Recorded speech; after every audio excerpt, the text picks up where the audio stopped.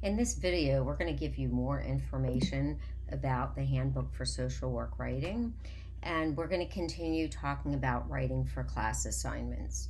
This particular video is going to assume that you understand the assignment that's been given to you by your instructor. You've made a plan to manage your time and your organizational skills, and now this video is going to talk about the use of scholarship for discovery to support your ideas. So we're going to talk a little bit about what that means and how you read and write. And very often your papers are going to require you to do some additional reading and citing. So that's what we're going to focus on here. Very often you are going to be asked, well, what do we already know about a particular topic, or you're going to be asked to relate it to something. So when you're asked about the literature, you first need to understand what counts as scholarship, what counts as acceptable literature to include in your paper. You then need to figure out where you can find this literature, and then you need to read the material critically and take notes so you can then apply it to your own paper. So the first thing to do is to figure out what counts as scholarly literature. Peer-reviewed journal articles are almost always accepted. They're almost like the gold standard of what we know in scholarship, and that's because of that peer review process. Books are sometimes acceptable as well, but you need to be sure what publishers are publishing books and that those publishers are reputable. Not surprisingly, there's a lot of self-published material out there that might not be considered as scholarly as your instructor would like you to see. Textbooks are also sometimes counted as scholarly. Reports, often those published by the federal government and reputable non-governmental organizations, they may be acceptable as well. So for instance, the Government Accounting Office, the Child Welfare League of America, the United Way are often considered acceptable sources of information.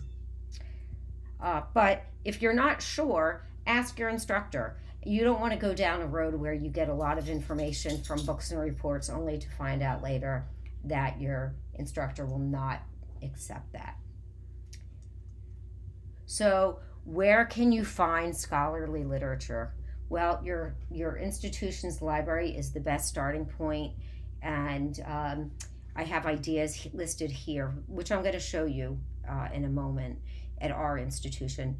Most universities have research guides, which I'll show you. You can use books from your library, and often you can find ebooks. There's lots of databases that are available to students, and if you find an article in a peer-reviewed journal that you don't have access to, your library can often order them for you through interlibrary loans, and you can also use Google Scholar to highlight what is readily available to you. So I'm going to end this slideshow for just a moment, and I'm going to show you this at our university. Now, I am on the Montclair State University website for our library, but many libraries in my writing of this book have similar structures. So I'm just at our library's homepage, and the first thing I had told you about were research guides.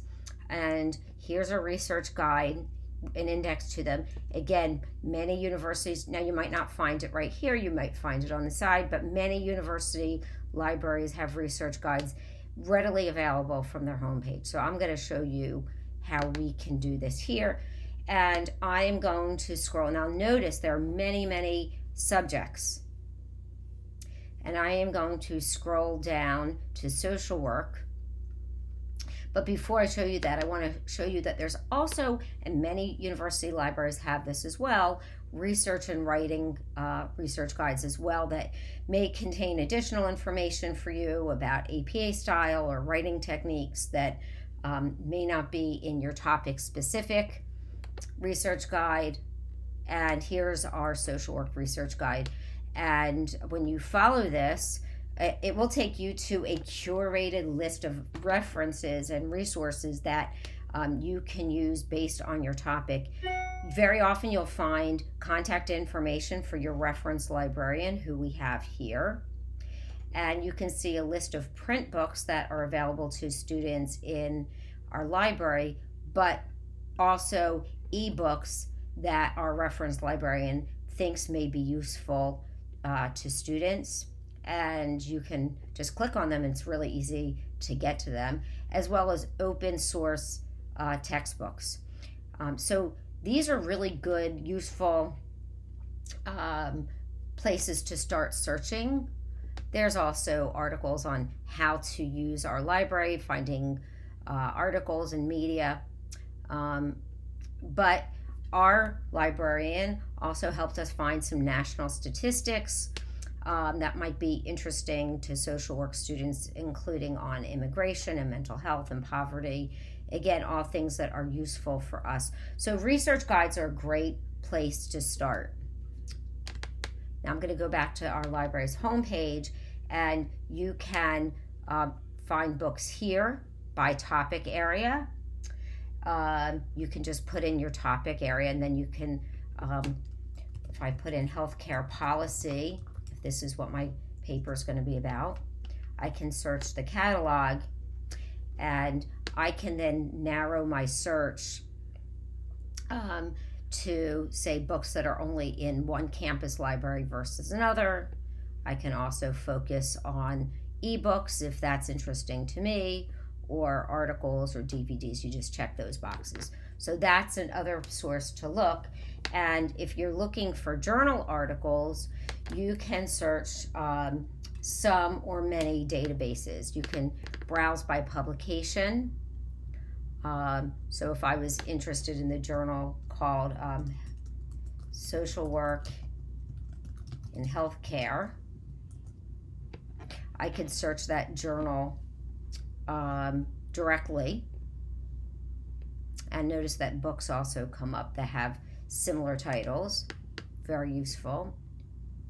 And you can also browse particular databases, and the format of these, it can again vary from school to school, but like Academic Search Complete is very commonly used, and then you can search that database as well. So your library is a wonderful source of information. But if you have an article that you can't find physically in your library, or you don't have access to it, you can, first of all, make an appointment with your librarian. They may be able to help you out, but you can also request an article through interlibrary loan. This is really just a form that you fill out. Most often you're looking for some particular journal article. You fill out the form, and I'll show you the form at our school. And then you'll see that it's really very easy to get. Most librarians are very eager to help students. So you just they need the journal title, the date, the volume, the page number. So you can find that in the listing, even if you don't have access to it otherwise. The other thing I wanted to show you was a feature that many students don't know about in Google Scholar, and this is my Google Scholar homepage. If you're not familiar with Google Scholar, it's like regular Google, but for scholarly articles. You will likely not find as many reports on here. You would have to go to regular Google. But I wanted to show you a feature that many people are not aware of, and I'm going to show you this by putting in settings here, and I'm going to go to library links, and you should put the libraries that you have access to. Certainly your school library would be one of them, and if I hit search, our library will come up, and if I check this box and I hit save, now when I go to do a search, you will find your articles that are readily available to you listed. So here, this one's, whoops, this one's, now I messed up here. Okay. This one is available as a PDF through the publisher, but I could also get it straight through the Montclair website. The other thing I want to point out to you is when you're talking about scholarship and journal articles or reports, you'll want to check with your professor about how old or new they should be. So that's something I wanted to show you here that might be useful to your actual search process. Now we will return to our PowerPoint and continue this presentation. Okay.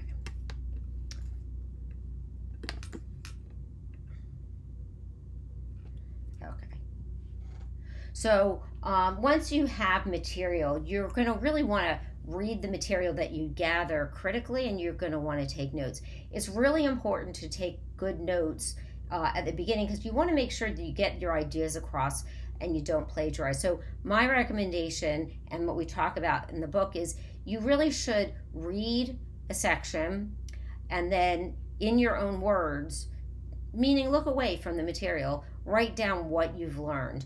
If you really can't say it any better than the authors are stating it, make sure in your notes you put quotation marks and you note the page or paragraph number that you gathered it from, because you're going to need to cite that ultimately. As you read, you want to ask yourself some important questions, and you would do this section by section. Don't read a whole article and then go back and do this. You'll want to do this in short little spurts.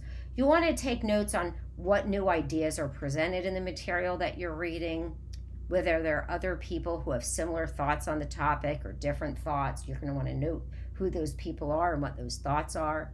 You're going to think about how those ideas resonate with you, both personally and professionally, and also note any other things that you learn. I'm just covering this very briefly here, but we have a lot more recommendations for reading and writing critically in Chapter 7, including first suggestions on how to read textbooks and policy briefs and practice articles and research articles. There's additional things that you'll want to consider when you do that. So then once you think about this and review this, I think you should try it out. For your assignment, spend some time identifying specific sources that you're going to use for your assignment, and then share that information with your writing partner. If they have additional ideas that you don't, you might want to swap ideas, and then you have more sources to go to. And then you want to create a system for taking notes. And on the left side of this slide, you see the outline that we created in the last video for a policy paper. And notice the introduction, you're probably not going to need to go to sources. The application of the current policy to your client population, you may not anticipate needing outside sources.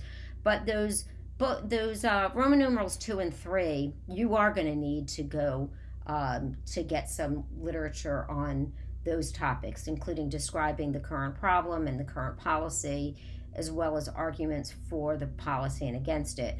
So on the right, you see just a system for sort of keeping track of those notes. You can create a sheet like this that once you take notes from a particular source, you can sort through them and fill out this grid so you note where you get the information from, and more importantly as well, or just as importantly, that you have the information that you need sufficiently in order to complete your assignment. And I hope this video was useful to you.